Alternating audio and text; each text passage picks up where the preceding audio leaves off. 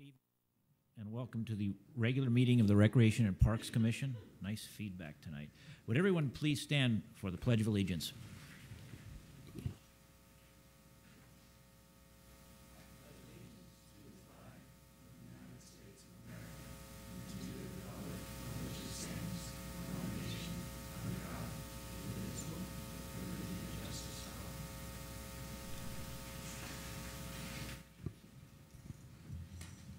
Jackie, roll call, please. Commissioner Stolnick. Commissioner Farfan's not with us this evening. Commissioner Lubes. Present. Vice Chairperson Davis. Present. And Chairperson Mota. I am here. Thank you. Presentations, it says none, but we do have one. Go ahead, Meredith. Thank you very much. We wanted to add this on. This is an update item. It will come back again, but related to financial assistance policies, which we started talking about at the last meeting. Aricia and Jeanette have been working on researching what other cities do, and so we wanted to provide you the update tonight. And then, like I said, we'll be back with this item at a subsequent meeting to have detailed discussion and take some action. Hi, good evening.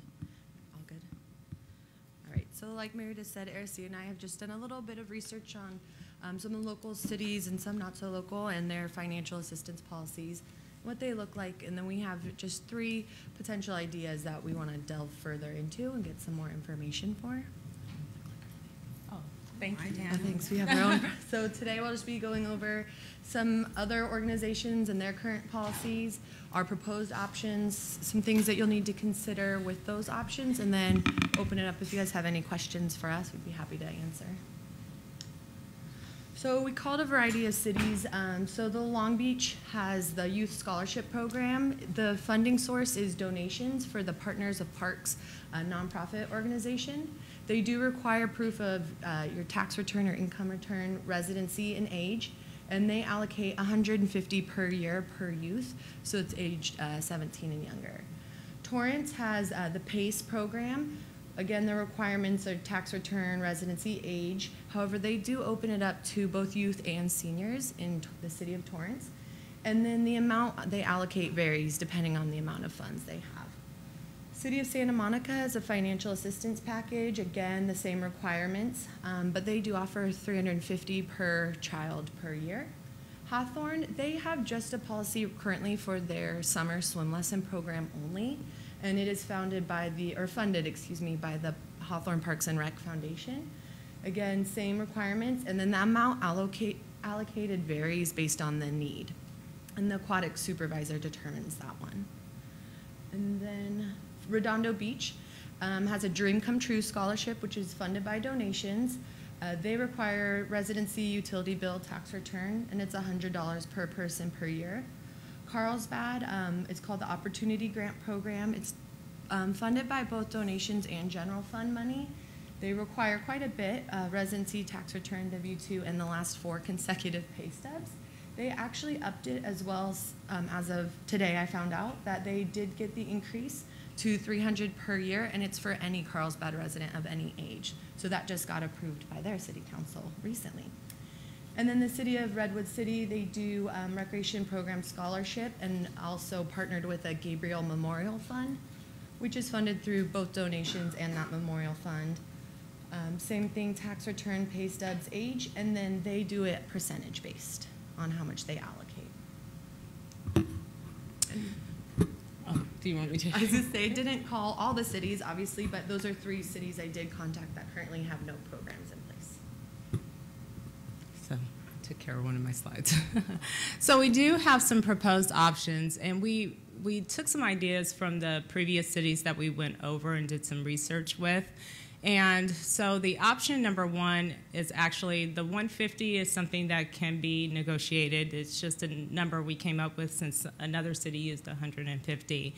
And we talked about submitting an application to express financial need, funded by donations and sponsors, title sponsorship option, and as funds allow. So it's kind of an open type option, not as much required with that option as option 2 and option 3. So if you look at option 2, we're saying there's an additional 20% discount on top of the 20% discount that they get as a resident.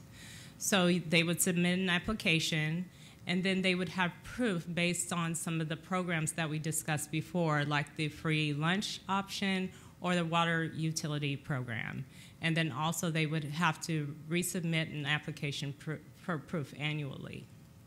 The third option would also be an additional 20%. You'd submit an application, and you would provide proof of your annual household income. So that's going to take staff, of course, going over some personal documents from each household, and then they would also have to resubmit an application annually. So just some things to consider. The good thing about having these options is that participants would have access to the programs that they haven't had access to in the past, of course. We would have a potential increase in revenue from those families that couldn't participate in the past. So that's definitely some things to consider, some positive things to consider, to say the least. And then additional staff time would be needed, though, to verify documents. And I know that Julie, you brought that up last time about staff really going through and making sure that people could qualify for these programs, but we would have to dedicate someone to that role to make sure that they were checking all of the verification and qualification of income. Staff reviewing personal documents, that's another thing. We have to make sure those personal documents are kept safe. Privacy issues, making sure that there was a level of confidentiality with everyone that were looking over those documents. And then a potential loss of revenue only because we are actually then paying for some of those programs. And then that's taking money out of the program also, because we'd be supporting anything that had to do with a scholarship. So next. Questions? We are still doing research. We're not finished actually doing research on this subject. I know that Jeanette and I want to go back and check some other cities and see what they're offering. I don't think we've tapped into everything that's out there right now, but we are open to any type of suggestions that you may have at this point. Anybody have any questions? Go ahead. Being a case volunteer and doing it for so long, 22 years, the confidentiality is a very important issue. We find that to be our top priority, confidentiality. That's very important to our clients. It's also a very important part of our organization and of our reputation. And I think that that goes along for the city as well. And I think that that is a key factor in the employee that you choose that is handling those documents and is handling the families that are going to be coming to that employee, that that's a trustworthy person that is not going to be looked at as that person has loose lips. Because otherwise you won't have those families coming and applying for those funds, because word spreads very quickly in this town, and people will not take advantage of those funds because they will be afraid that word will spread. So that's a very important factor.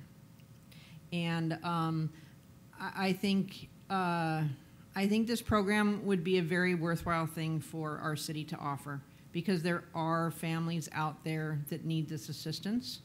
I see the thing up there of $150 or the $350 or the percentage.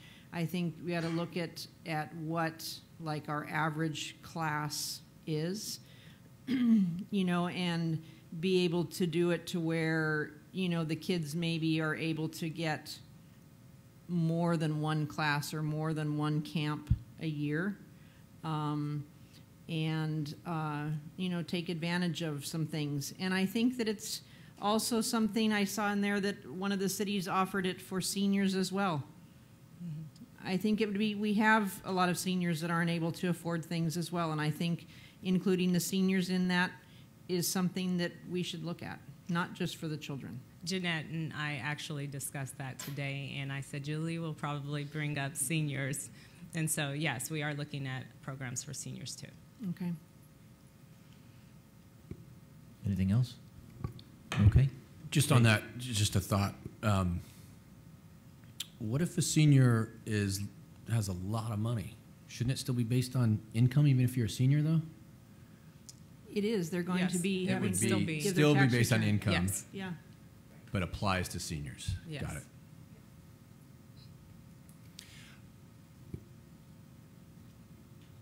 How confident are you that if you were to go with an option where there was a dollar amount per person, that there'd be an entity that would be a title sponsor? Is that something that you think a business would jump at to say, hey, I think that it would be something that they could, advertise, like it's not just a donation to the city, it's a donation to kids. So that one's pretty attractive if you could find somebody, right?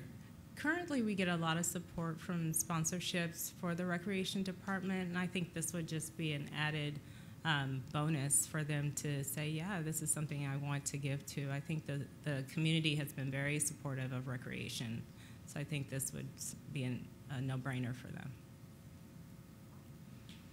Yeah, I'm excited about the next time. Are you leaning in any direction, or are you still open-minded? We're still open-minded. Those three are cool. This all sounds great to me. I'd like to see the next step, and we'll see how the sponsorship works out too. Okay. Thank you. Thank you. Thank you, Jeanette. We'll wait till the lights come back on. I don't want anybody tripping coming up to the microphone.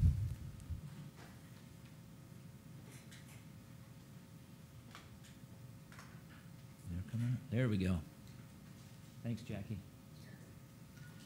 Okay, now is the time for public communications related to commission business only, and that is within the subject matter under the jurisdiction of the commission. 5 minutes per person, please. Please state your name and come on up.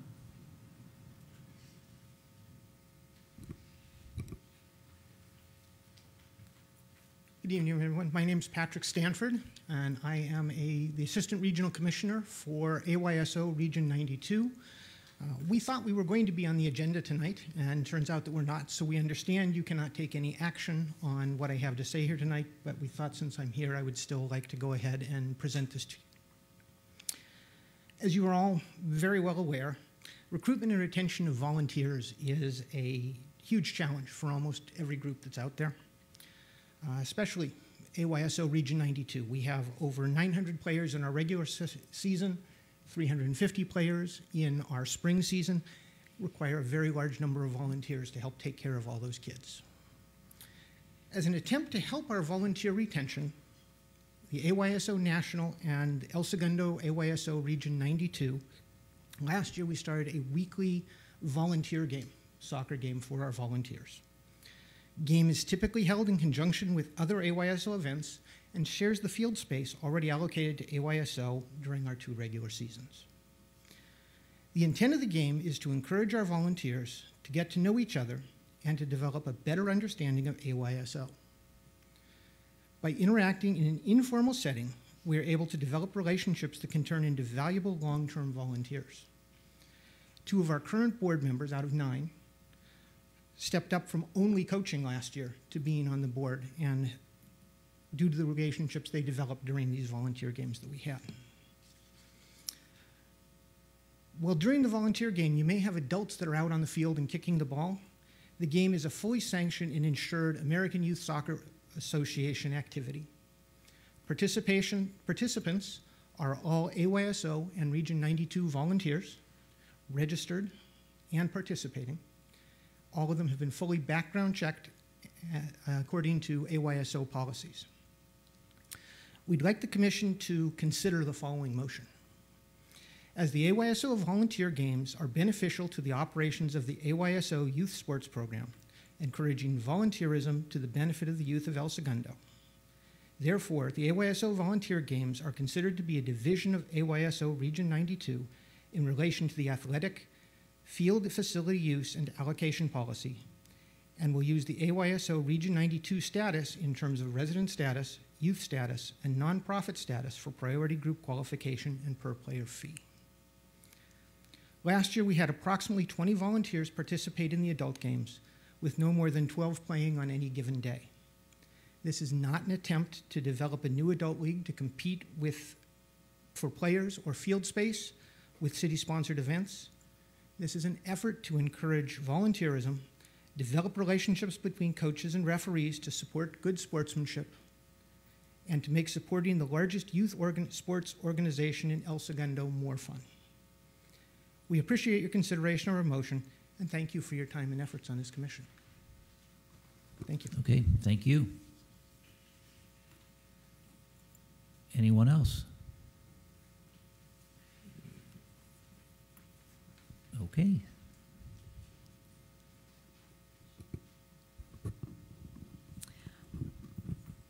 My name is Linda Pollard. I'm a 45-year resident of El Segundo. I've attended city council meetings and lake task force meetings, and recently the 2 days of presentations of the proposals. Although I recognize that the decision of the lakes lies with the city council, I urge you to take your responsibilities as stewards of our recreation and park assets and consider the years of input from El Segundo residents who are appalled at the idea of monetizing and commercializing the crown jewel of our park system at the lakes. I urge you to weigh in on the task force report and publicly recognize that the treasure of our parkland should not be given over to the highest bidder for mega development, especially when viable, profitable, more modest proposals now exist, and that no amount of money justifies changing the character and culture of our community golf course and its established and treasured programs and services to El Segundo children and adults of all ages. Thank you. Thank you.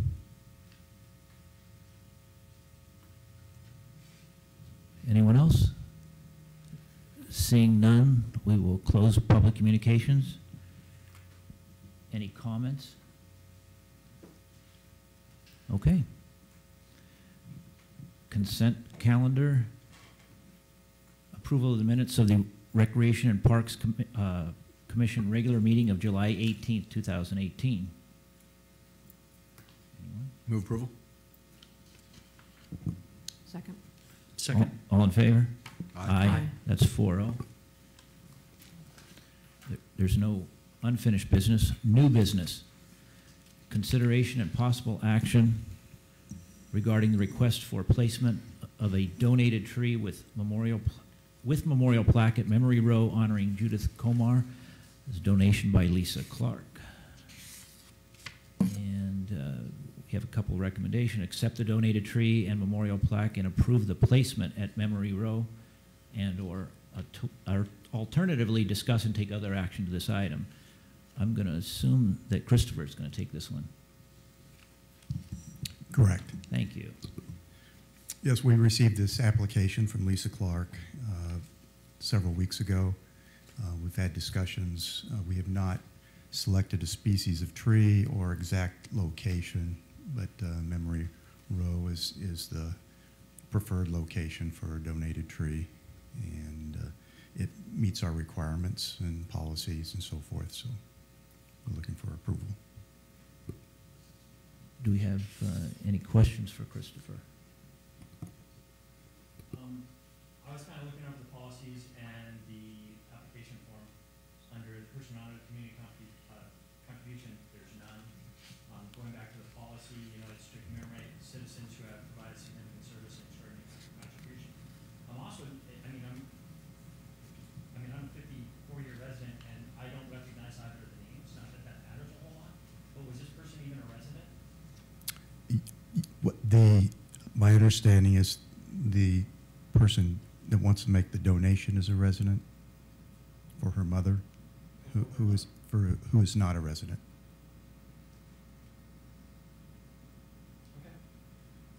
I don't remember that clause in the policy. Does that fly in the face of the policy? I mean, it comes right in if you go for the entire line. Sorry, let me turn that on. The entire line is to accommodate the request from the public to honor individuals from the community and to commemorate citizens who have provided significant service or made extraordinary contribution to the city. I know it's Memory Row, and I'm all for it. I'd just like to know that the person was a, member of the community or has contribution. Perhaps I'd like a little bit more background. But So let me ask this question. Do we have the requester here tonight? I don't believe we do. Is Lisa Lynn- Clark?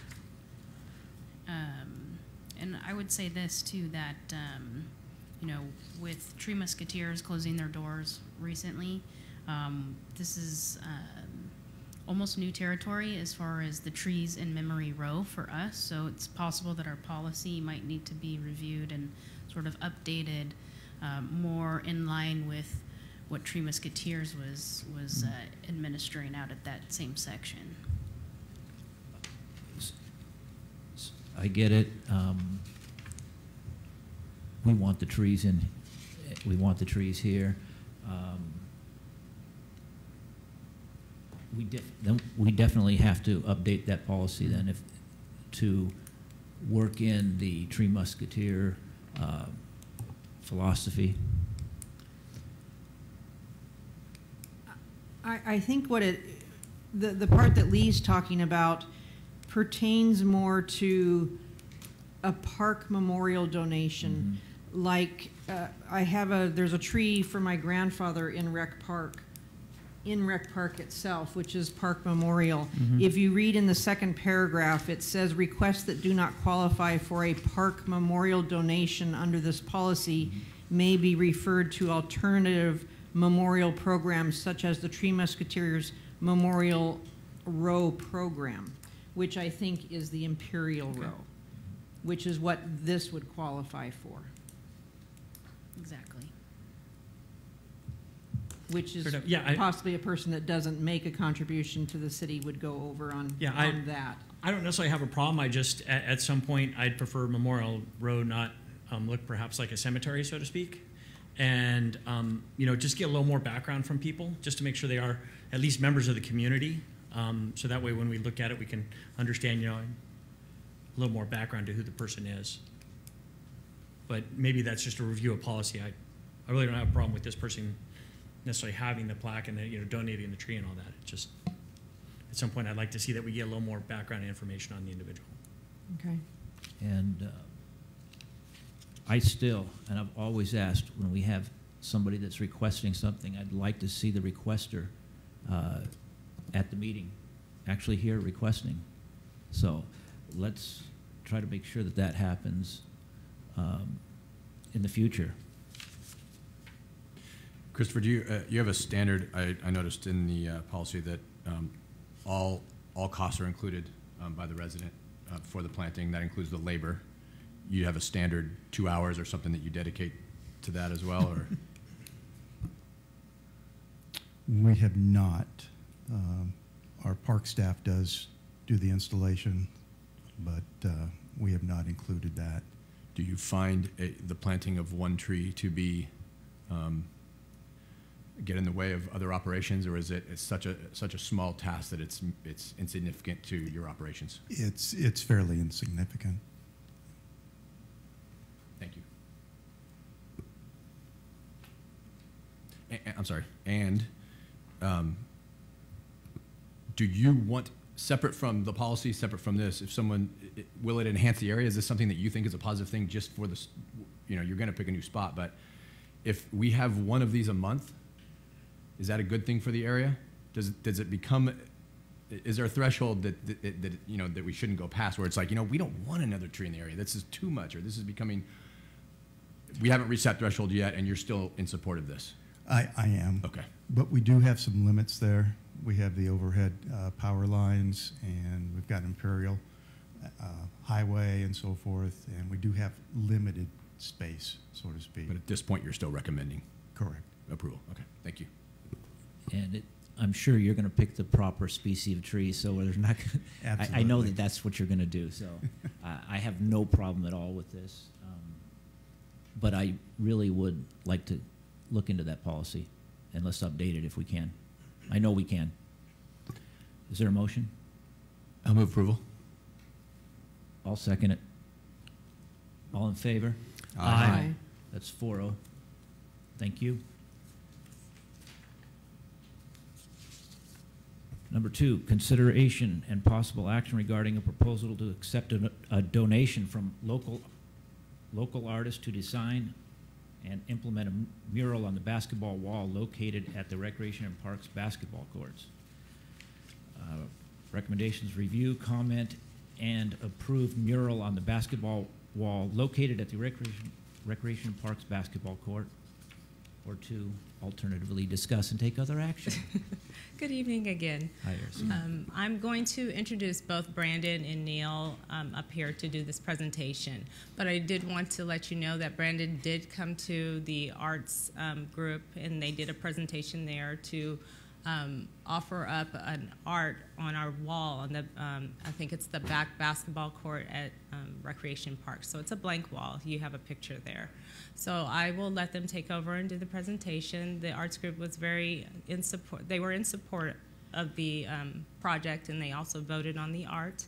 So they do like the art as well. So I will let them both take over now. You're very welcome. Good evening, everybody. As she said, my name is Neil Von Flew. I'm on the Art and Culture Committee for the City of El Segundo. And a couple months back, resident Brandon Stewart came in with an idea to beautify a section of the rec park. We brought it through our committee, and I've been working with him for a couple of months now to kind of, I guess you would say, airtight the proposal, make sure that it's as easy as possible for you guys to consider and take a look at. He'll have the details on it, but it's important, I think, to note that he's donating his time to paint the mural, and that I'm also here as a 15-year-long artist and muralist in support of the mural to make sure it gets done properly. And unfortunately, tonight I couldn't be joined by Natalie Strong, who's also on my committee, but as you probably remember, recently did a mural over by the clubhouse. So it's backed by 2 artists who are in support of the concept, and the idea, and the way in which it's done. So I'll let Brendan take over with that. Thank you. Excellent. Hello. Hello. I'll also add too, so the 2 other artists that I'm affiliated with professionally are also residents. So the 3 of us have really rallied around this over the last, I'd say 12 months or so. I'm the basketball fan, so I'm the one who had the biggest motivation, having played basketball on this court for a decade and always looking at that wall and thinking to myself, it just feels like there is something available to us there. If done correctly, if done tastefully, and if done with the appropriate character of our community that we all treasure. So this quick slide deck will show you a little bit about the approach and what we've been developing with the committee.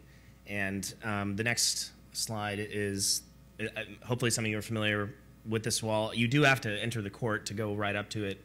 And you'll see that some of the consideration and sensibility of the design we've been developing is one of that would be noticeable from outside of the court too, so that we're not making it something too busy or obnoxious or too loud. But this is the wall that's on that end.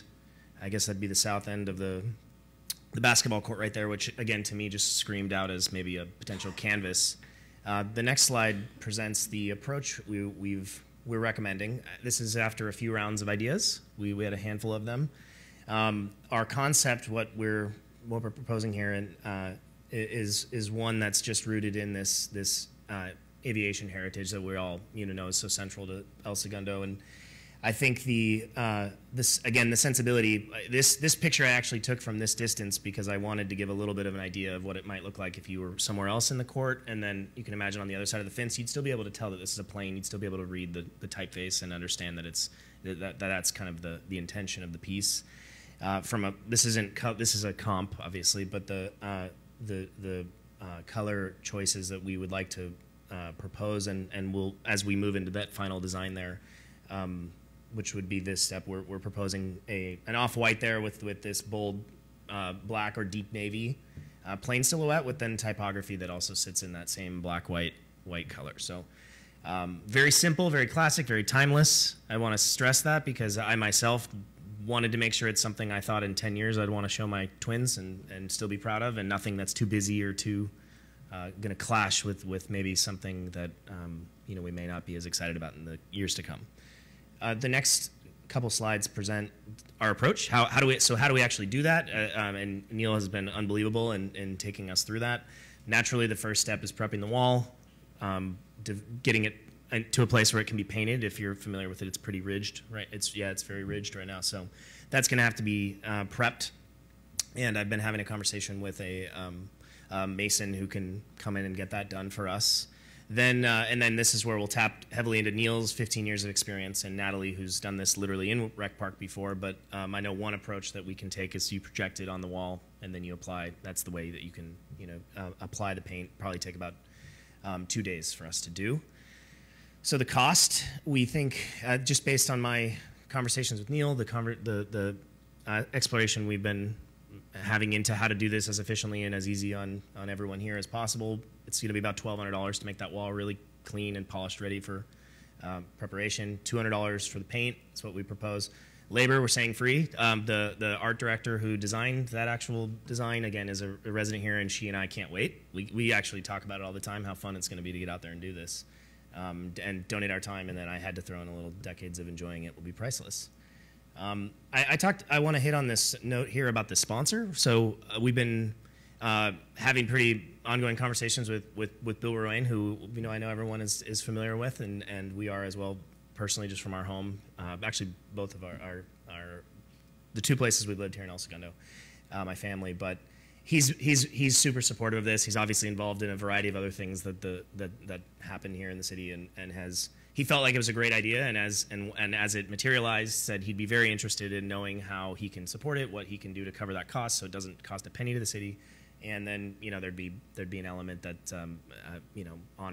acknowledges that sponsored by that type of thing, or if we were to do anything that announced that we were debuting this new piece in our city. So that's an ongoing conversation, and this was our next step. Anything else to add? Other than, I guess, questions, yeah.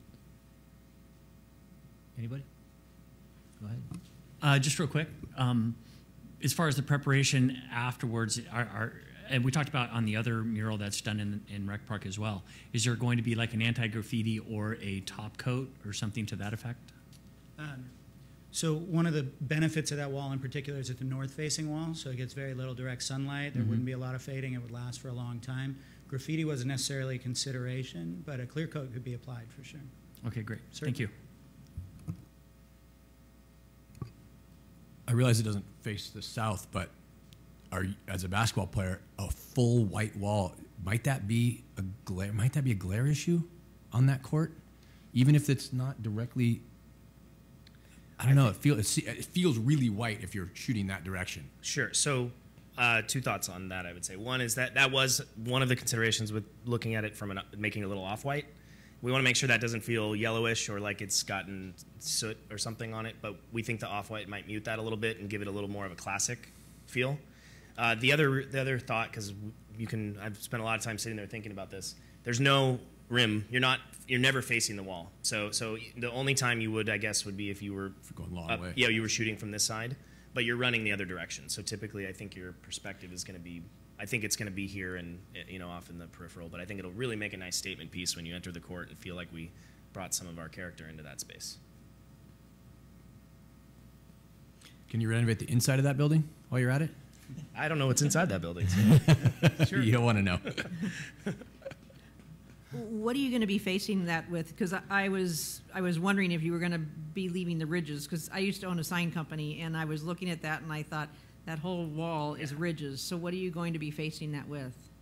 Yeah, and maybe we can tag team this. I know I had the conversation originally with the person who came out and we spent some time talking about it, and it's a little bit of a process. That's why it's actually the bulk of the cost, because filling that out with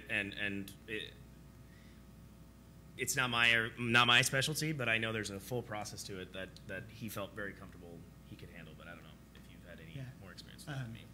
I have not had any more experience with the masonry side, except to know that Brandon's been in contact. I don't know exactly who it was, but with a professional mason who has said he can smooth the wall out. I'm not sure what the exact process is. But he's given a quote for smoothing the wall and a finish that we can paint. Okay, so it's going to be a masonry finish and not a, Yes. Right, it's concrete, so it would Okay. need to Concrete, be, would need to be filled with plaster or concrete or Yeah. however they do that. okay. And he's been here and seen it, and we've been on site and talked about it. And Brandon, in the background and discussion section of our packet, it says you're from the marketing arm. I assume you're I doing am. this completely as a resident, independent resident. It has nothing to do with the marketing arm, correct? 100%. Okay. Yeah. No affiliation other than I should say that the two other artists and I are also been Happen to be. yeah. So they're residents, but we've all been part of this marketing agency. But yeah, no affiliation outside of that. Can we go back to the before slide, please? There's a bench there bolted to the ground. Where are we going to put that bench, and does it need to be there? Because it's not going to. I like the picture or the mural, and that would be hideous with that bench there. Yeah. So what's the plan? Who's going to tell me? Yeah. I think, having taken a look at it, I would agree in a blue sky environment, it would be great to not have the bench there, but if it's actually used and useful, it's not against the wall from what I remember, and we can paint behind it. The artwork itself is really simple, and most of the artwork exists well above the bench itself, really. But isn't the bench going to be blocking part of the artwork? That's what I'm afraid of. I don't want it to be blocking the. I agree. Okay. If you go to the other one, it's still it roughly above around it? the same It's size. Like gonna we switch block- back and forth, it's kind of touching the tail. It would be great to move it, but I didn't think we were allowed to make such decisions, so it Well, wasn't I don't know included that in we can make that decision, Yeah. but I can get Christopher to see if there's a spot for that bench to move to. Well, So it's- Brandon, maybe it can move closer to the. It does to the appear there are a chain few link options fence. on either side. well, yeah. the other option, I don't know if there's an option, but it looks like you have a lot of space above. Could you just move it Yeah, up? we can just Sure. shrink the artwork a little bit and leave a wider space at the bottom. I just don't want to see something that looks that good Yeah. be blocked. Preference, of course, would be if it could move If against it- either chain link fence, since it's Yeah. not up against the If wall we anyways. could- It's kind of arbitrary. If we can take that bench and slide it more towards the chain link fence. Yeah. We'll take That'd a be look great. at that. Yeah, for sure. I don't know that it's I bolted like down, it, so up to you. but I don't know either. I'm going to move approval on this item. Second? All in favor? Aye. Aye. That's 4-0. Thank you very much. Thank you. Thank you. Yes. Okay, number 3, consideration and possible action to receive and file a report related to the Lakes RFP Task Force evaluation of 9 proposals to operate and make improvements at the lakes at El Segundo site. Recommendations, discuss and provide feedback. Number 2, receive and file the report. Or 3, alternatively, discuss and take other action. Who's, Meredith? Yes. All right, thank you very much for the introduction. I do have a PowerPoint here with some slides and wanted to take you through the process of the Lakes Task Force and how they evaluated the proposals that were received for the lakes at El Segundo. Also wanted to make mention that our consultant is here this evening, Carol Beck. She's in the audience. And we'll be able to answer any questions that you have as we go through it or afterwards also. So as you know, the City Council appointed members to the task force back in November of 2017. And that task force has met a number of times and definitely had a process in which they followed in different steps that we'll go through here in a minute. But the composition was a number of city staff, myself, a representative from planning, from finance, and then more recently Public Works has also joined the team as we get closer and closer to making a decision. Our consultant, Carol, was in all of the task force meetings as well. And then the 6 voting members are already appointed city commissioners or committee members, 2 of which are here on Recreation and Parks Commission, which is Lee Davis and Alex Farfan. We have one member from Economic Development Advisory Council, which was Al Kiahi, Planning Commissioner Ryan Baldino, and then Golf Course Subcommittee was represented by John Goot. We also had Lily Craig, who was representing Chevron Government Affairs, and particularly because of the lake's property was grant deeded to the city and has some restrictions. So the task at hand, these are 3 simplified steps. Felt like a lot more steps, but the first one was to establish the evaluation criteria, and that took a little while. It took several weeks and a couple presentations at City Council to really try to dial in what exactly they were looking for in this proposal document and what they were soliciting. And then from there, they helped to draft the RFP document, the contents of the document, what the submittal requirements were, what they wanted to know from these companies and their proposals. And then the last step that we've been going through was evaluating those proposals. So at the end of the day, the city received 9 proposals. This is the breakdown here. 3 of them are technology-centered golf entertainment options. So it's we have Topgolf and CenterCal who submitted their proposal, which a lot of you are familiar with. And then 2 Topgolf competitors now in the game here. So we have Drive Shack and American Golf, and also Flying T. Those are all those technology-centered golf entertainment type driving ranges. 5 of the 9 were what we're calling golf as is, either lease or management type contracts. Billy Casper Golf, they were a little bit unique in that their proposal added a multi-sports field at the location what's currently hole number 1. And then the next 4 were basically as is golf and driving range operations with capital improvements outlined in their proposals.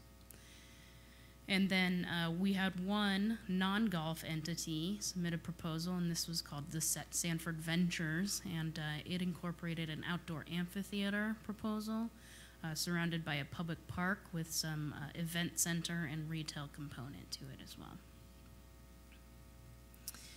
The evaluation, the scoring criteria that was set and approved by the City Council was done in this way. So 25% of the scoring was weighted to financial impact to the city, 25% towards experience and capability of the bidder, 20% for resident and community involvement. So that was how do they plan to incorporate El Segundo residents in their programming, how do they plan to support the community in terms of fundraising and support. 15% of the score was weighted towards evaluating their business and operating plan, and 15% was weighted towards what is their capital improvement plan.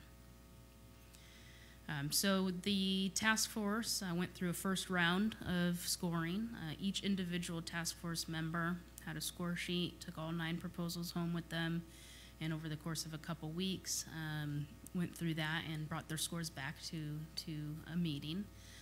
And then through that, discussion was held, and they selected 5 of the proposers to come and make presentations. Those presentations were held in this room. They're also publicly broadcast, and they're on TV, and people can access them on the city website.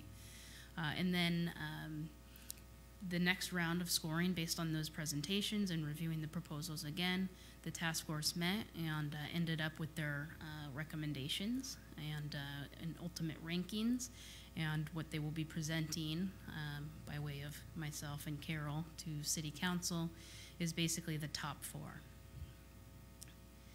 And here they are. So here are the results, the rankings. What scored number 1 ranking is the Topgolf CenterCal package. Again, this is the tech-focused golf entertainment. It does include golf course modifications and improvements, including a new and separate clubhouse. And these bullet points are really just very high level. There's a lot of detail and factors and considerations within the proposals. But that was one that was a little bit different as far as having the separate clubhouse for the golf course. And operations and management of the golf course, the 9 holes, in their proposal, they've proposed that the city could retain that management agreement and have a separate agreement, lease agreement or management agreement with a golf operator, or they'd be willing to partner with a golf management company and sort of house the whole facility under one umbrella. So that's still to be determined if the city pursues that option. What ranked number 2 was the Drive Shack American Golf Package. Again, very similar to Topgolf. It's a 3-story structure, 102 hitting bays, and they also are making some improvements to the golf course and modifications. Under their proposal, their Drive Shack structure would also be the check-in and clubhouse area for the golf course. And under their proposal, the golf hole number 1 is expanded to expanded parking, and they convert hole number 4 to 2 par 3s and shorten hole number 9. So all 9 holes are par 3s.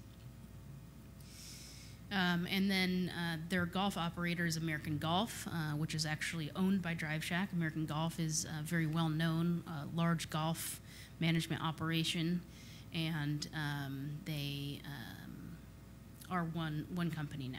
So they basically would house the Drive Shack and the golf course under one umbrella. Number 3 is Billy Casper Golf, and this is a non-technology based. So this is a more traditional golf operation with the traditional driving range as it is, but with quite a few improvements that they've proposed.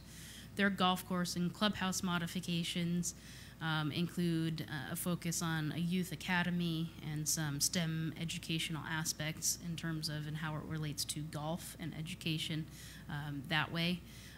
In their proposal, all of the new golf holes become par 3s as well, very similar, with the breaking hole number 4 into 2 par 3s and shortening hole number 9, and then using that existing 9 green as short game and practice area.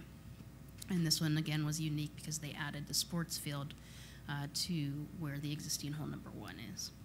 It's not a full, we don't believe, and they don't believe, at least in their proposal, that a full-size, regulation-size soccer field would fit there, so it would be some smaller scale for probably the younger age soccer and lacrosse. And then ranked number 4 was Flying T, one of the technology-focused golf entertainment. Very similar, 3 structure, 100 and some odd hitting bays.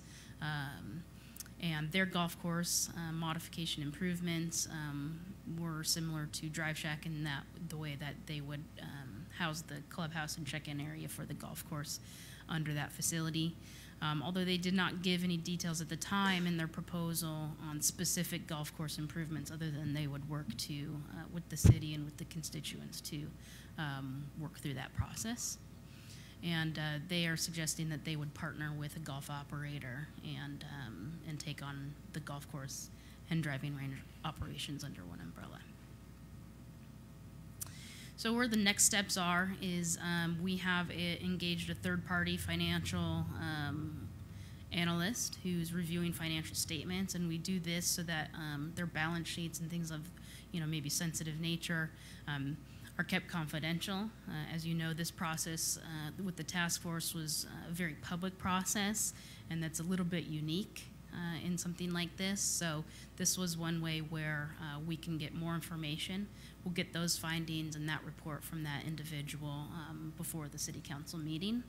And what they're really looking at is, does this company or this entity have the financial capability to perform what they're saying they're going to perform? So if they're suggesting that they're going to put $2 million of capital improvements into the course, do they really have the wherewithal to do that? Or whether it's $40 million, do they have the capital to do that? And then we are targeting still September 4th to present the same results to the city council and really discuss about how they want to proceed. It could go a variety of different ways. I'm still working on trying to figure out which might be the best option, but it could be anything from they take number 1 and want to negotiate with that entity, or maybe they'll want to meet with all 4 of them or 3 of them, or maybe a traditional versus non-traditional type option. So we're really unsure of how the city council will want to proceed and learn more about these companies. And from there, we'll open up to questions, comments, and I'll have Carol step up to you because I'm sure she'll be part of this conversation. Questions?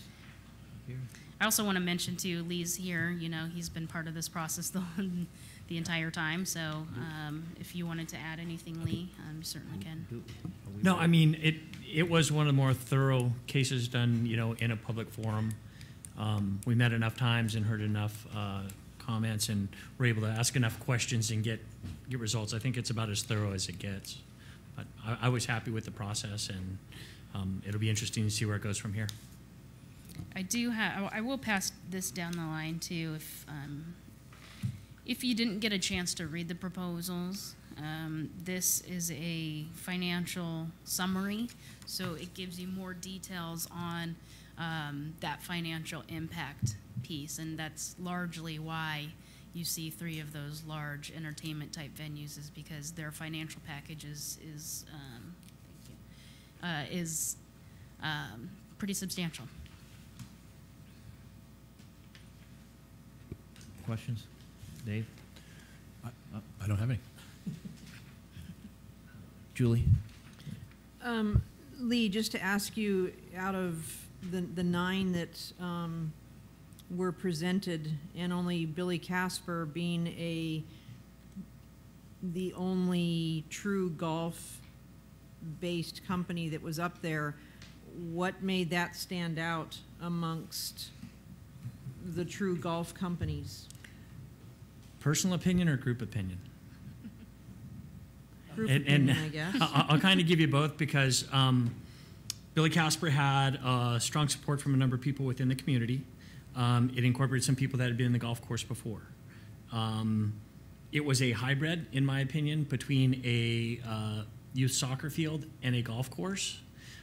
My number 1, which was actually reviewed, was CSC Golf, which is one of the 5 that made it. It just didn't qualify. To me, it was more a traditional true golf, where it was 100% golf course, 100% driving range, which was traditional golf. It was actually probably my number, you know, I want to say it's my number 3 or my number 4 top pick, because I felt that once you disregard finances and you go to traditional golf, which is substantially less than the quote unquote the entertainment, you know, the tech golf, is the CSC to me was more of a traditional true golf, as opposed to a hybrid between your you know, small soccer field and then reducing some, you know, some of the course and this and that. So to me, that's what the difference was. And the Billy Casper and the CSC were extremely, I think they were 1 point apart on a scale of 100 for me. But it was just that little bit of difference. So that's what you're seeing. And CSC was a traditional golf, and it was considered, it was given presentation time and was given the consideration. And as you can see, Stanford Ventures, which wasn't even given that, still ranked number 5 behind CSC. So you can see where my opinion fell on everything. So does that answer your question? And did you get a feeling with the task force that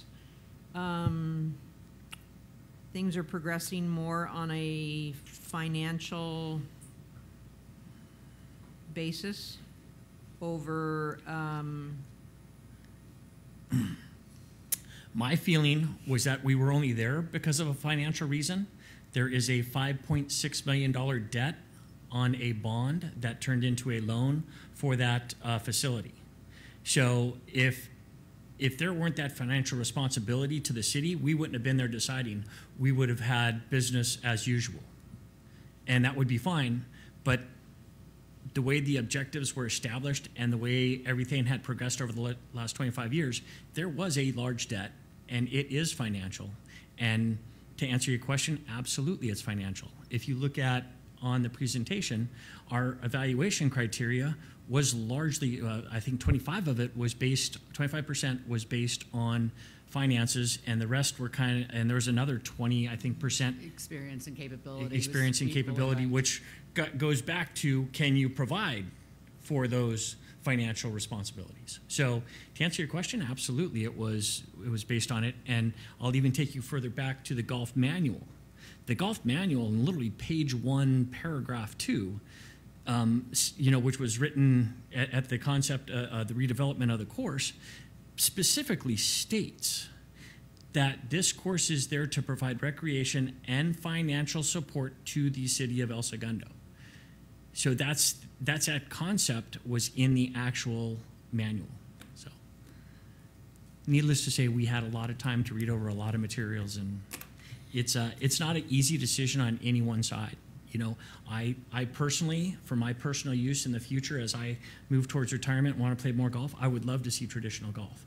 As a member of the commission, I cannot sit here and say that we can continue to do things the way we've done and expect something different. And that's $5 million plus in debt currently, and would probably keep on going. And now you could change the finances around all you want, and I won't say that the financial structure was that great in the past, the way everything was established, but it is what it is. There's a loan for 5.6, and we, you know, when we sit there and look at these, how long was it going to take for each and every one of these vendors to try to get us back to even on that loan that the city secured for its development of that course or that facility? Now, in that financial section, the city council was really careful.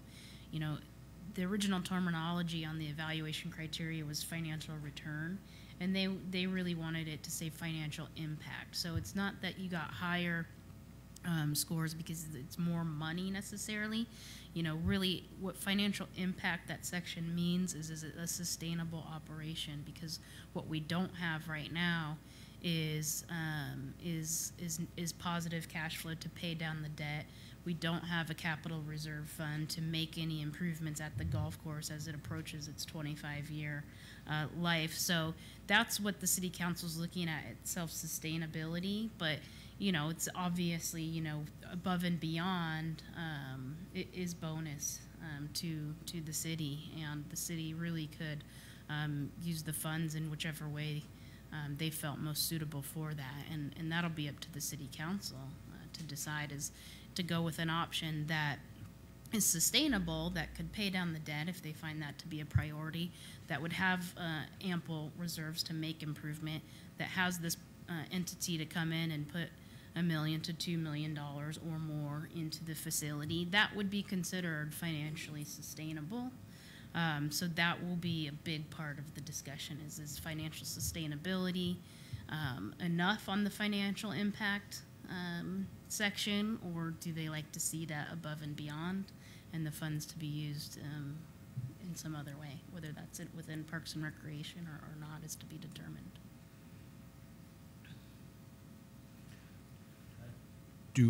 I believe all four of these options do have a traditional 9-hole course. I mean, at least a par 3, at minimum 9, right? So there's still, Right. all of them, we still have traditional golf to play locally.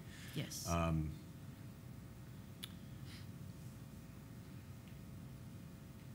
forgot, Bob, sorry. I brought it up in the It'll very come back to first, me. in the very first time that we heard about Top Golf, 5+ years ago.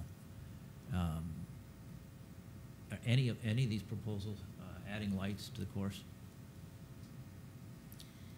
The Top Golf proposal is very similar to the deal that you're familiar with, and that's a $400 contribution to lights. 400,000? Is that Lights, yeah.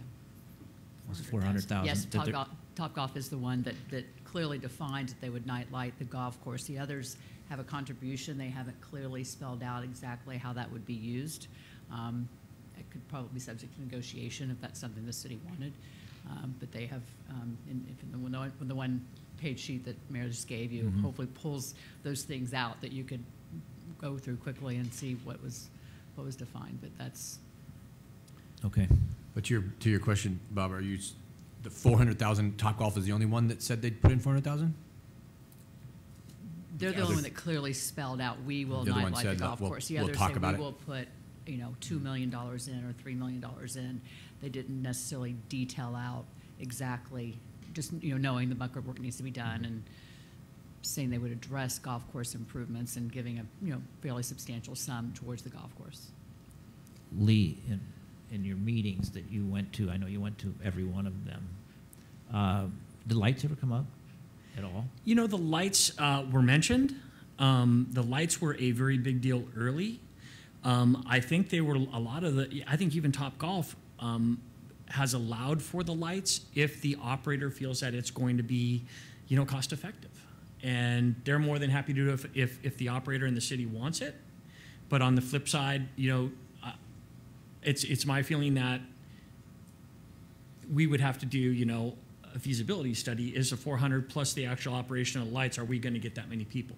I'd be real curious to know how Westchester does.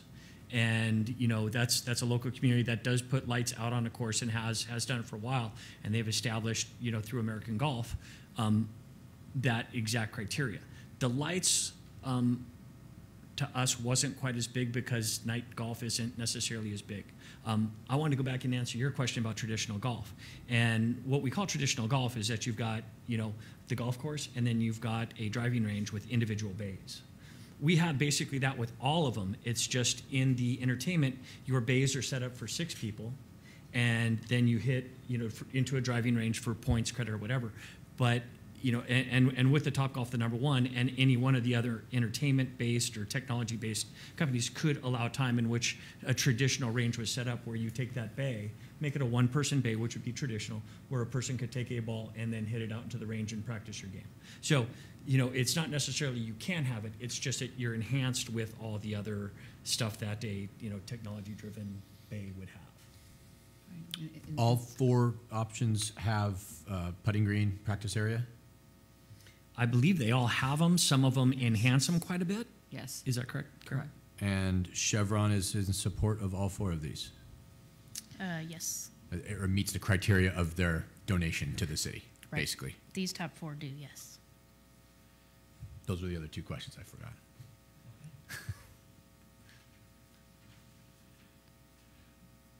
I don't have any other questions. Anybody else? No, I think we're just filing this, right? This is just informational. You're not asking for any action or anything. Just feedback. Receive and file? Yep. Every step is exciting. There's no motion required, just to... Unless you'd like to make a motion for the record to be included to city council, you certainly can. Yeah, could we please forward it to council? I'm done. I mean, if you'd like to support the top 4 and say anything or one in particular, you certainly can. It would. I mean, I'm happy if you want to have a vote. I wouldn't be comfortable voting on anything with not knowing, just with what I know.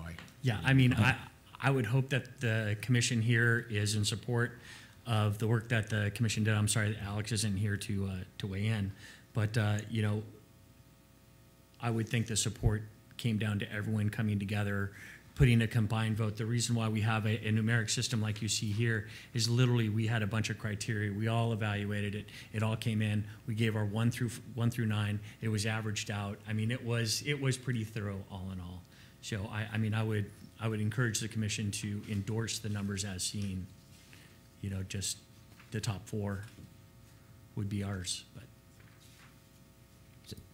is that a motion? I'd like to make that a motion. Is there a second? What's the motion again? The motion is to endorse the task force recommendation, top 4 recommendations. I'll endorse their work. Okay. But is there a second on endorsing? Can you change? Would you be willing to change your motion to endorsing the work that was done that we support? And I'll let you make that motion. I have no. Okay, sure. I would like to support the task force work and move their report on to the city council. That's my motion. I'll second that motion. All in favor? Aye. Aye. That's 4-0. Okay. Thank you. They kind of left that one hanging out there, didn't it? Just a little bit. Just a skosh. I know we're not supposed to go back, but the relativity of the ranks is interesting to me, right? I mean, where it falls, it's pretty significant. I mean, they bunch up at the end, but 1, 2, 3, 4 are significantly far apart. It's kind of interesting. 1 to 2 is far apart. 2 to 3 is a half point, as opposed to I believe the full point. I mean, Right. There's a number of things that I haven't had time to look at Yeah, this, but I'd like to look at that a little more. study tonight. Okay, moving on to number 4.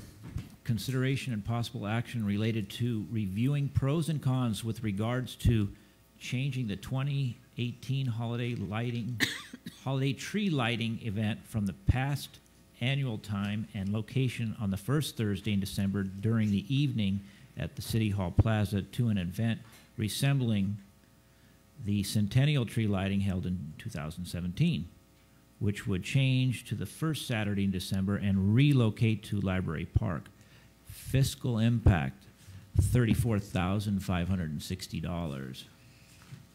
Recommendation, review the pros and cons and additional ideas as communicated by Recreation staff. 2, provide direction to staff or additional recommendations. Or 2, or actually that's 3 now, alternatively discuss and take other action related to this item. Aricia. Good evening, Commissioners. I'm back again. This has been the land of the PowerPoint, so I hope you're entertained. I guess there's been some talk of possibly having interest to bring back this centennial tree lighting event for the year of 2018. So by the direction of Meredith, she asked me to actually talk to staff and get some pros and cons surrounding both events. So I decided to have a meeting with staff, and we went through pros and cons. I probably will have to ask Meredith to step in with regards to the annual tree lighting because I was not a part of the team at that time. But so if you have any questions around annual tree lighting, I probably will say Meredith. So we can go on to the next slide. So I want to dive right into the pros of both events. So we'll start with the centennial tree lighting. And staff, understand this is a conversation with staff and what they felt overall. And a lot of the staff, they have history here. They've been here for years. So we'll go with centennial tree lighting and their pros. They felt that it attracts visitors from other cities. It possibly increases El Segundo business revenue. And we have to say possibly because we haven't done in-depth survey to find out whether it does, but we assume that it does. Provides a larger event with more attractions. We had the Snow Hill. I don't know if you were present, but we had a lot of things going on that day. Decorates Library Park with lighting for the holiday season. A lot of the residents and staff felt that leaving the lighting during that time frame was very nice because it just didn't come down after the tree lighting. It stayed up during the holiday season. It's on a Saturday, so it's possibly more convenient for people attend. Again, we don't know if that's true or not. We're assuming that out-of-towners are able to get here better on a Saturday than they are after work. Provides hours for more part-time staff. It's a longer event day, so they're able to make a little bit more money. And vendors do most of the setups. We had a lot of vendors participating that day, so they did a lot of the setup. Staff didn't have to do a lot of heavy lifting. They had a lot of help from different companies. So moving on to the pros for the annual tree lighting, a lot of the staff felt that the annual tree lighting is more focused on the community. And many residents can walk from home. It pairs well with the farmer's market because it's on a Thursday. So you have people already visiting the farmer's market and they can stay for the tree lighting as well. And it helps the farmer's market revenue as well. It provides a more intimate event. It's out in the plaza, so it's very close-knit, and it kind of resembles, I heard them saying it's a central hub for everyone to get together. Provides a more centralized location that can easily be decorated. It's not as spread out, so we can use less decoration, make it look festive. It's on a Thursday, so staff is already scheduled for work. They don't have to come in on a Saturday. School groups can participate. Saturday is hard for school groups to come out and do their regular singing that they do or performances, so we had a hard time drawing school groups for Saturday this past year. And residents can attend without impacting their weekend. That's during a busy time during the season. Saturday is usually used for last-minute Christmas shopping or last-minute holiday preparations, so Saturdays can be a challenge. It requires less part-time hours, of course, because staff is already here. We possibly are already here, so we can help with setting up. And staff has opportunity to use creativity with staff-led activities and not use so many vendors. So that to us were the pros for these two annual events. Cons. So we also went through some of the not so positives when it came to both the centennial tree lighting and annual tree lighting. So we'll start again with centennial tree lighting. We felt that, or staff felt like it attracts too many visitors and it may impact parking, which we struggle with when we have popular events sometimes. Designated funds do not currently exist, as with prior centennial tree lighting. The budget was a little bit bigger for this event, so we don't have those funds currently. Many school groups are not able to participate on Saturday. We did speak about that earlier.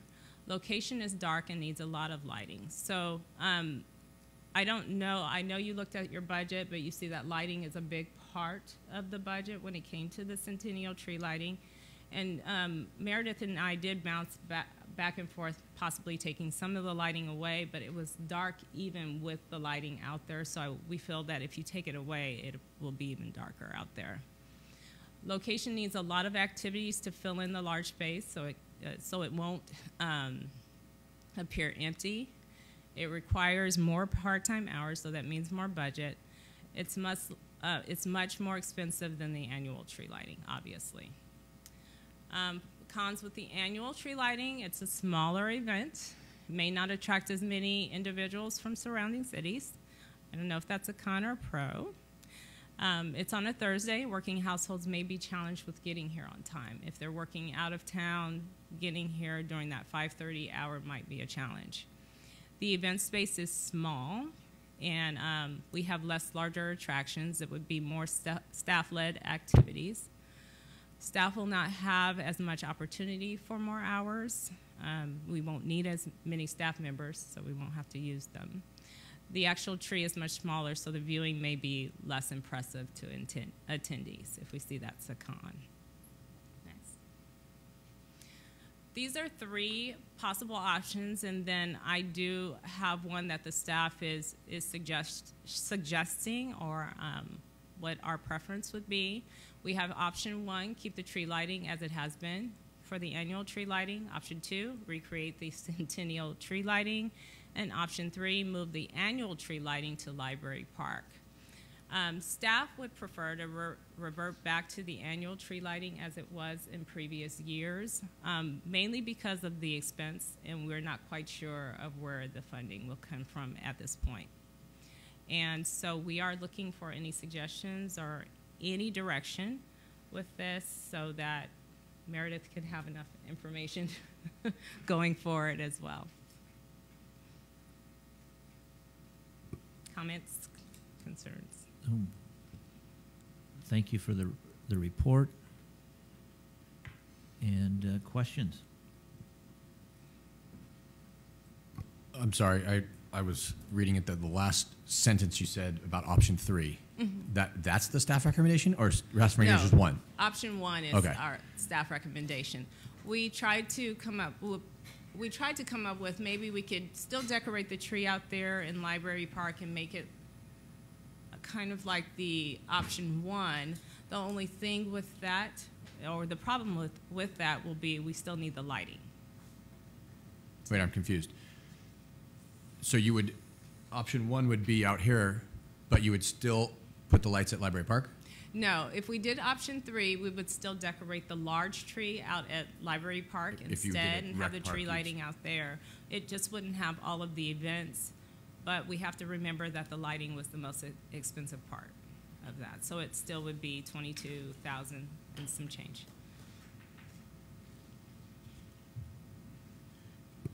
Well, option 3 came out at the end. That's a recent occurrence. Is there a tree that you could do it at Library Park? I mean, at Rec Park? Tree. We would have to. Oh, Library Park. Sorry, I'm getting confused. Got it. I'm sorry. So I think option 3 is basically using the 100-foot tree at Library Park and lighting that, but the activities would be more similar to the City Hall experience. I get it. I had Rec Park in my head there for a minute, so I was totally screwed up. I apologize. That's option 4. Yeah. It's in my house. Do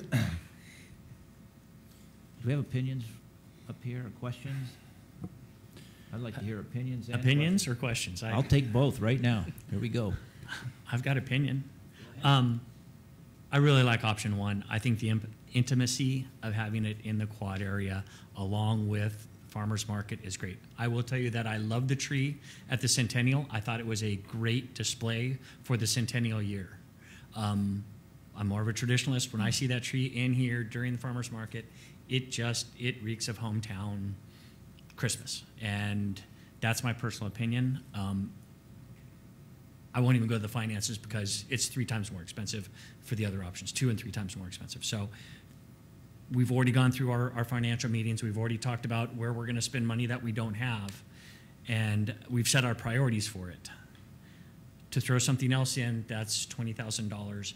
I find very difficult when we have a tradition that we've had for annual as opposed to centennial. So I really like the annual right here. Beautiful tree, well decorated, where the community meets every Thursday to begin with. So it's my opinion. Thank you. Thank you. Julie, do you? I like option one with options. I don't like the fiscal impact of the $34,000. We can't afford that. I think it's throwing money at, wasteful things at this point. It's way too much money. I like the option one, keeping it here, keeping it smaller. I think it's great having it in City Hall Plaza. But I do like the fact of lighting the gazebo in Library Park. I thought that was a very nice thing that we did, and I think that should have been done for a long time. And I think that's a very simple thing to do, and I think it's a very inexpensive thing to do.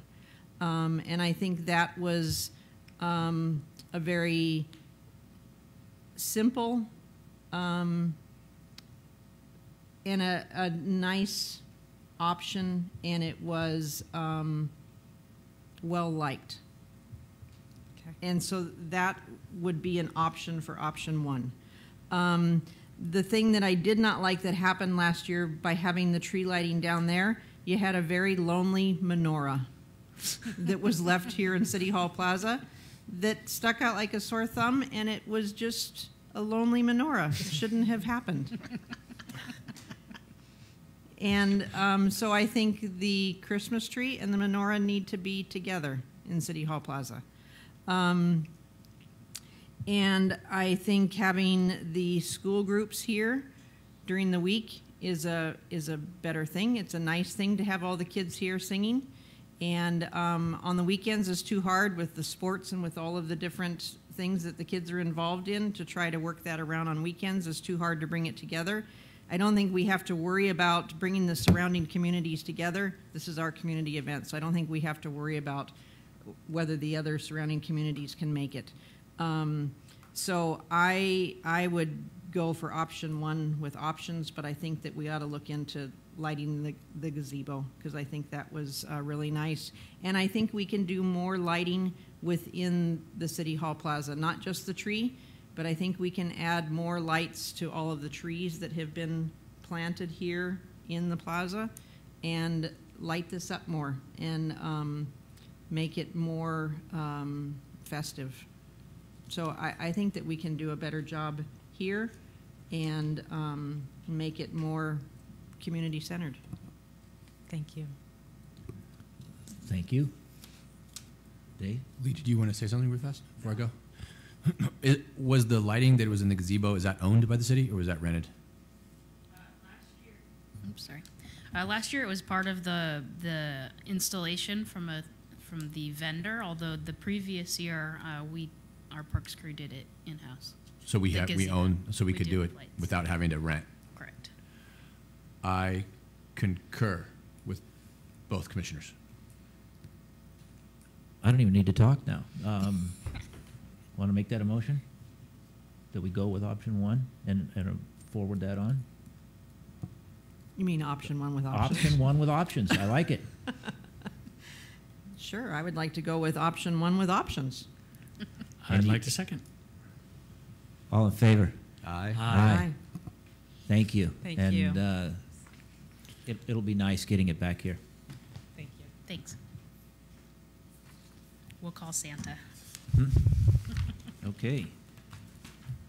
Now, we get to go to reports.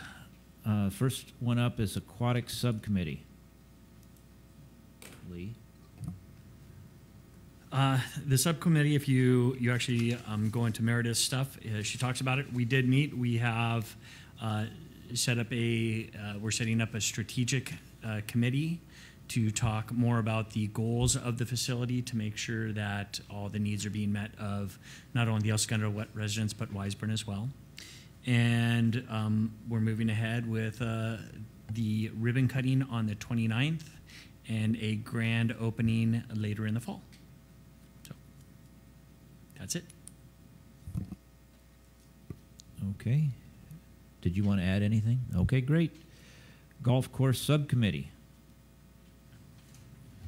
I can report that they didn't have a quorum at their August meeting, so there was no official meeting for the Golf Course Subcommittee. Okay, thank you. The Lakes Task Force. I think we're done. We're done. We're done. I hope. Okay. Youth Sports Council. There was a Youth Sports Council meeting. Sean Green ran that meeting, and he introduced Christopher there for the new members. We had one new member there from Little League, the new president, Ted Lappy. Sean's concerns, which are sure the park's concerns also, is he wants to see all paperwork in on time, with insurance being the #1 for all organizations, to get that in before there's any practices or games going on. And it was just everybody getting back in for fall programming and fall seasons. And that was it. Were there any major controversies with regard to field space? None. Great. AYSO and lacrosse sound like they're getting along great, and everybody's working together, and it's a good thing, and it's nice to see, because I've been at these meetings for a long time, a lot of years, and it was ugly, some meetings. I mean, we were there for 3 hours, 4 hours, just listening to groups not getting along. It's been great. AYSO, all the groups have worked together, and it's a get-together, and everybody talks, and I know there's a lot of work behind the scenes, and I want to thank AYSO for what you guys have been helping out with. So, no, it went really smooth. Great. Sorry, I missed it. Department staff reports. Aricia. Yes, so let's start off with drama. We had a pretty successful event over the 4-day period. As far as the seniors, we did have 4 seniors take advantage of the transportation that we provided that day. 4 seniors that would not have regularly gone to an event like this. So it was very nice for them to actually use the transportation and go to the event on Thursday. As far as our numbers on Thursday, we had 172 people actually attend the matinee, so that's very exciting. So we know that drama is starting to think about doing more matinees. I think that works, especially during the summer. It gives them an opportunity to allow staff to see it, as well as the young people to see it. So that went well. The family campout also happened this weekend. We sold out at 400 wristbands.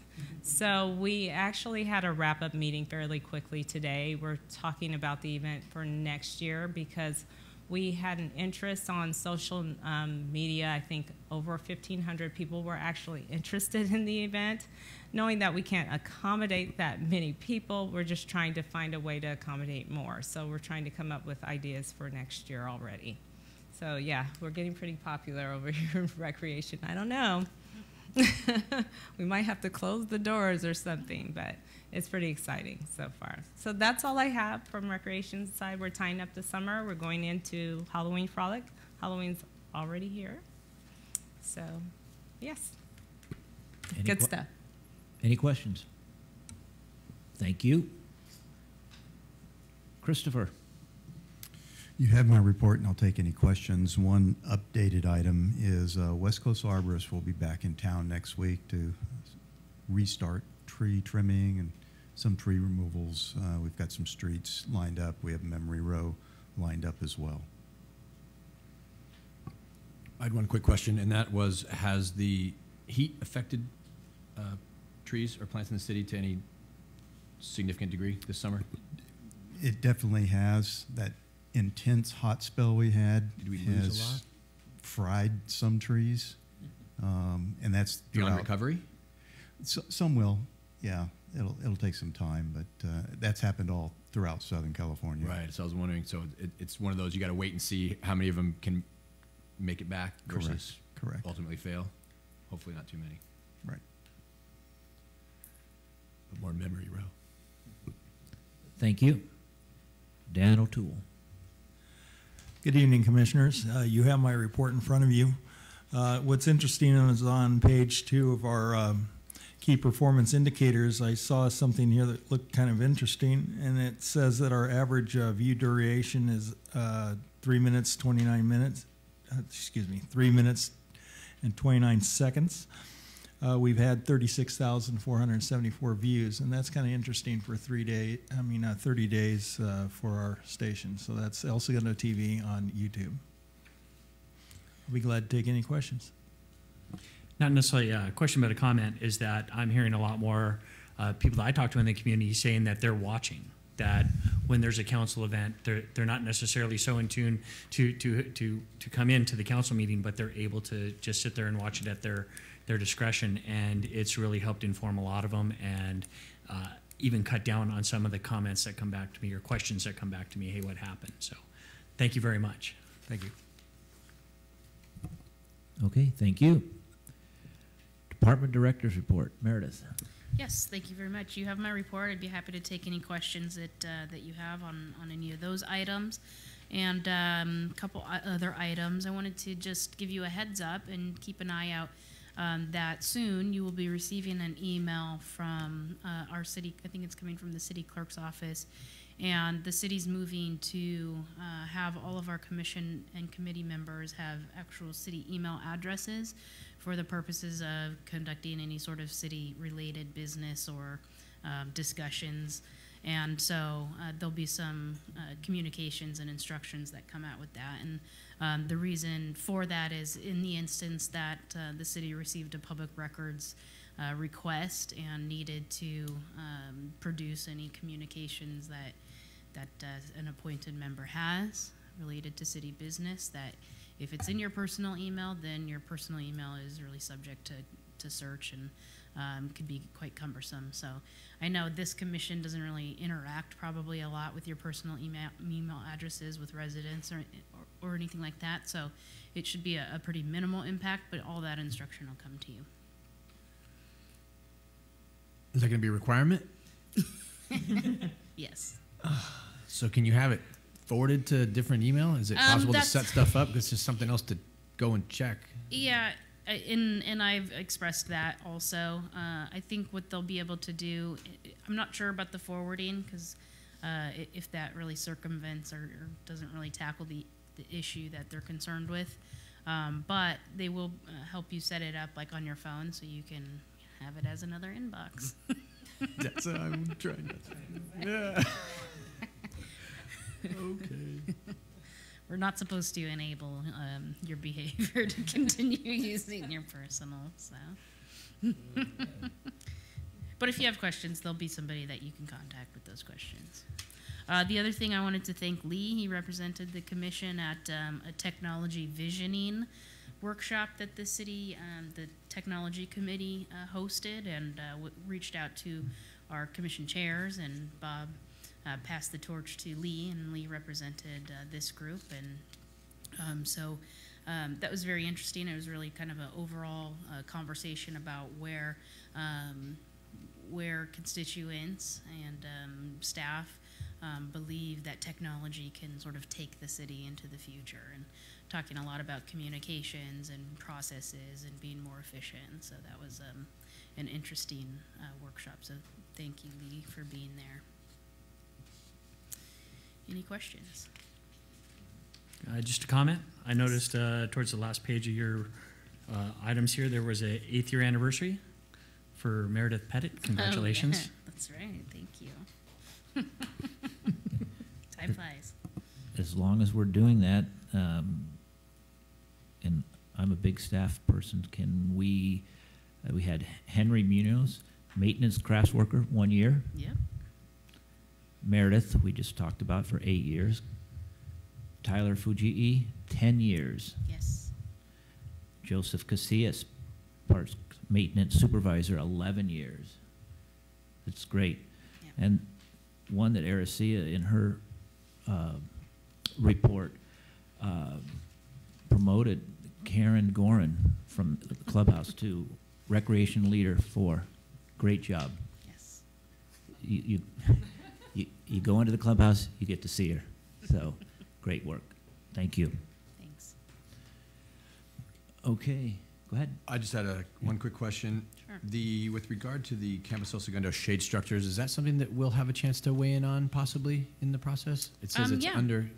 We can definitely do that. We're working with AYSO on designing that and making sure it meets their needs.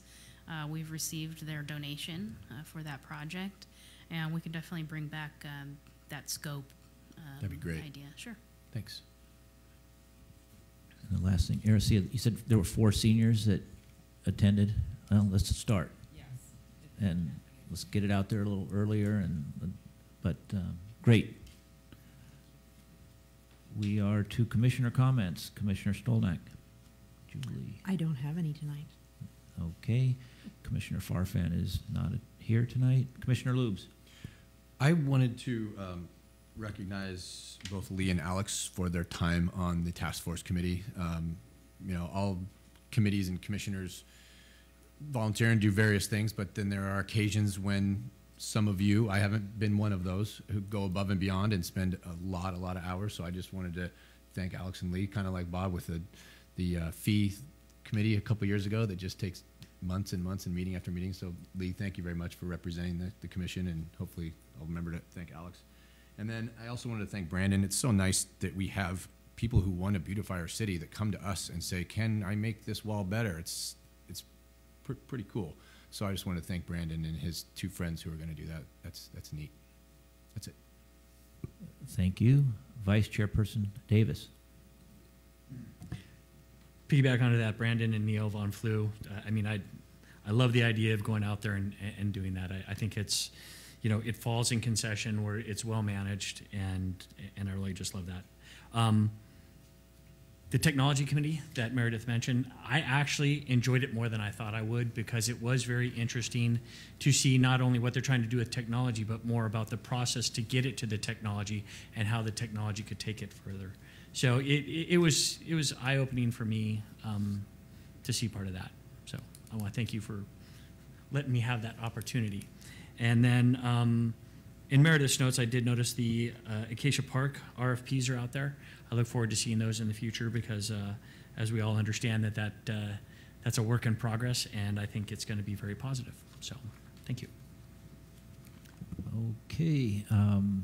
I attended the drama production Mary Poppins at the high school. We have some talented young people in our city, and the next one is Wedding Singer.